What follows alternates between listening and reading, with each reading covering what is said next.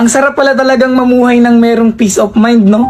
Yung tipong kahit anong marinig mo, kahit anong sabihin nila sa'yo, ay wala ka nang pakialam. Isa sa mga natutunan ko para magkaroon ng peace of mind sa sarili ko, ayaw wag nang patulan yung mga bagay na hindi naman na dapat pinapatulan. Huwag mo nang pansinin yung mga hindi naman dapat pansinin. Lalo na yung mga bagay na alam mong hindi naman makakatulong sa sarili mo kapag nagpaliwanag ka pa, kapag ipinaglaban mo pa yung hindi naman na dapat pinaglalaban. Ikaw na nanonood, kung gusto mo ng peace of mind, sarili mo lang din ang makapagbibigay ng peace of mind. Sarili mo lang ang hindi na dapat papatol sa mga bagay na hindi na dapat patulan. Sarili mo lang yung makapagbibigay na hindi na dapat pansinin yung mga nagpapapansin. Deadmahin mo na lang yung nasa paligid mo. Di mo naman kailangan ng opinion ng iba at hindi mo kailangang magpa-apekto sa kanila. Dahil naniniwala pa rin ako na ikaw at ikaw lang din talaga ang makakatupad ng mga bagay na gusto mo. Maniwala ka sa sarili mo, sabayan mo ng paniniwala sa taas at huwag ka makinig sa mga negatibong komento ng ibang tao na hindi makakatulong sa'yo.